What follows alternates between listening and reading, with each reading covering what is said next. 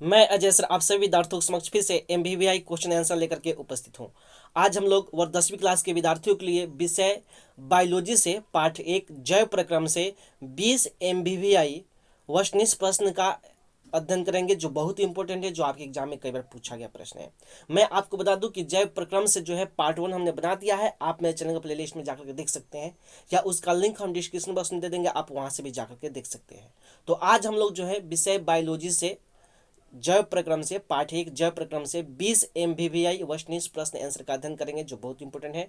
तो आते हैं जो 20 प्रश्नों का सीरीज है उस सीरीज की ओर। तो आज का सबसे पहला प्रश्न आपके स्क्रीन पर ये रहा।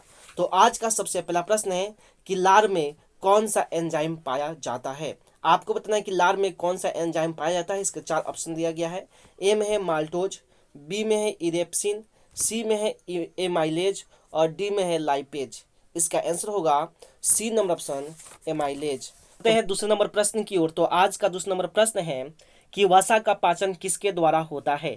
आपको बताना है कि वसा का पाचन किसके द्वारा होता है। इसके 4 ऑप्शन दिया गया है। ए में है पेप्सिन, बी में है टाइलिन, सी में है एमाइलेज और डी में है लाइपेज। इसका आंसर होगा डी नंबर ऑप्शन लाइपेज। तो बढ़ते हैं तीसरे नंबर प्रश्न की ओर। तो आज का तीसरा नंबर प्रश्न है मनुष्य में पाचन क्रिया कहाँ आरंभ होती है। आपको बताना है कि मनुष्य में पाचन क्रिया कहाँ से आरंभ होती है। इसके 4 ऑप्शन दिया गया है। ए में है मलाशय में, बी में है अग्नाशय में, सी में है मुख में और डी में है ग्रहणी में। इसका आंसर होगा सी नंबर ऑप्शन मुख में। तो बढ़ते हैं चौथे नंबर प्रश्न की ओर। तो आज का चौथा नंबर प्रश्न है किस पाचक रस के प्रभाव से आमाशय में दूध थका सा जम जाता है। आपको बताना है किस पाचक रस के प्रभाव से आमाशय में दूध थका सा जम जाता है। इसके 4 ऑप्शन दिया गया है। ए में है टाइलिन, बी में है रेनिन, सी में है पेप्सिन और डी में है एमाइलेज। इसका आंसर होगा बी नंबर ऑप्शन रेनिन।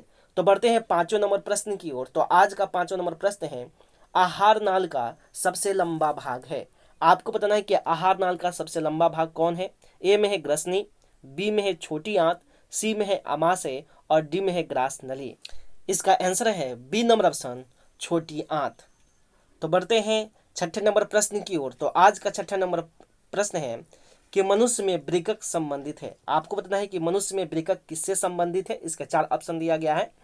ए में है पोषण से, बी में है श्वसन से, सी में है उत्सर्जन से और डी में है परिवहन से। इसका आंसर होगा सी नंबर ऑप्शन उत्सर्जन से। तो बढ़ते हैं सातवें नंबर प्रश्न की ओर। तो आज का सातवां नंबर प्रश्न है निम्न में कौन उत्सर्जी अंग है। आपको बताना है कि निम्नलिखित में से कौन उत्सर्जी अंग है। इसका 4 ऑप्शन दिया गया है। ए में है वृकक, सी में है, बी में है अग्नाशय, सी में है आंख और डी में है इनमें से कोई नहीं। इसका आंसर होगा ए नंबर ऑप्शन वृकक। तो बढ़ते हैं आठवें नंबर प्रश्न की ओर। तो आज का आठवां नंबर प्रश्न है किस ग्रंथि के कारण त्वचा एक उत्सर्जी अंग है।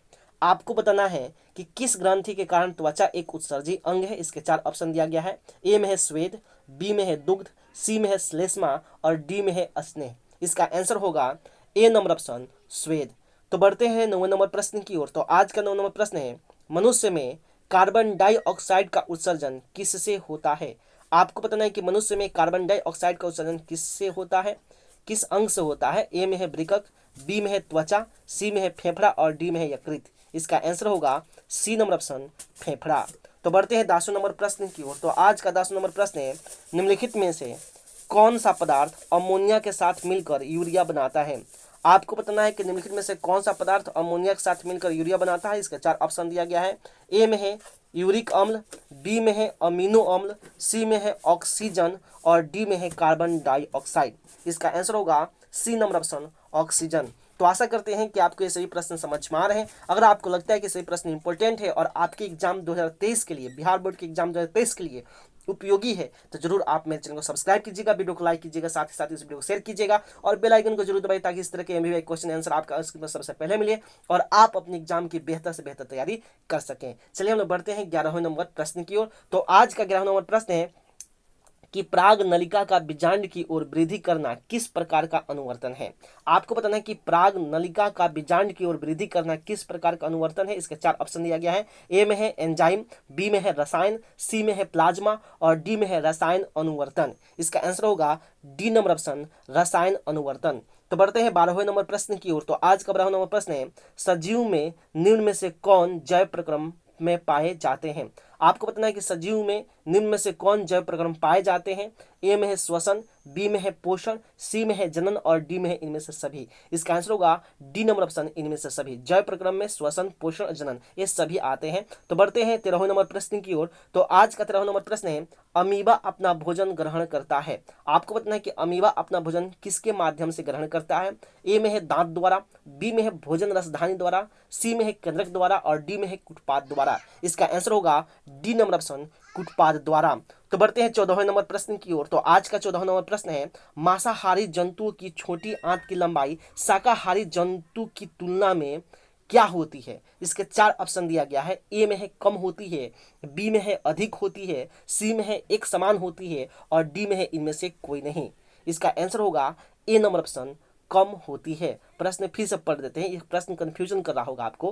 प्रश्न है कि मांसाहारी जंतुओं की छोटी आंत की लंबाई शाकाहारी जंतु की तुलना में क्या होती है, तो कम होती है। यह बहुत इंपॉर्टेंट प्रश्न है, आप जरूर इसको पढ़ के जाएंगे। बढ़ते हैं 15वें नंबर प्रश्न की ओर। तो आज का 15वां नंबर प्रश्न है, निम्नलिखित में कौन एक अपघटक है। आपको बताना है कि दिए गए जो ऑप्शन है उसमें से आपको चुनना है कि कौन अपघटक है। इसके 4 ऑप्शन दिया गया है। ए में है शैवाल, बी में है गोल कृमि, सी में है बैक्टीरिया और डी में है अमरबेल। इसका आंसर होगा सी नंबर ऑप्शन, बैक्टीरिया।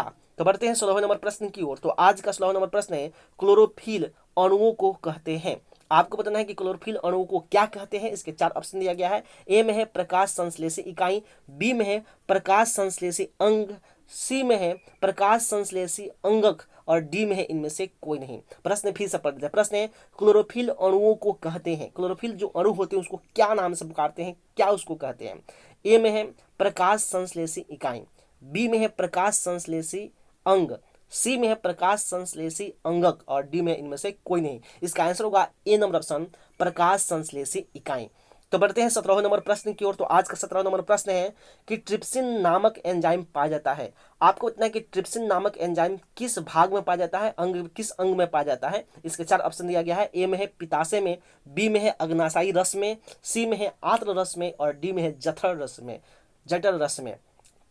प्रश्न फिर से पढ़ते हैं। प्रश्न है, ट्रिप्सिन नामक एंजाइम कहाँ पाया जाता है, किस अंग में पाया जाता है।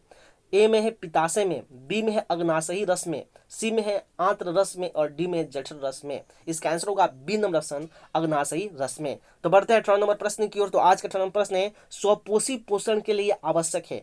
आपको बताना है कि स्वपोषी पोषण के लिए कौन कौन सी चीजें आवश्यक है। इसके 4 ऑप्शन दिया गया है। ए में है हरित लवक, बी में है सूर्य का प्रकाश, डी में है CO2 तथा जल और डी में है इनमें से सभी। इसका आंसर होगा डी नंबर ऑप्शन, इनमें से सभी। यानी स्वपोषी पोषण के लिए हरित लवक, सूर्य का प्रकाश, CO2 तथा जल ये सभी आवश्यक है, इसलिए इसका आंसर होगा डी नंबर ऑप्शन, इनमें से सभी। तो बढ़ते हैं 19वें नंबर प्रश्न की ओर। तो आज का 19वां प्रश्न है, पैप्सिन नामक एंजाइम भोजन के प्रोटीन को बदल देता है।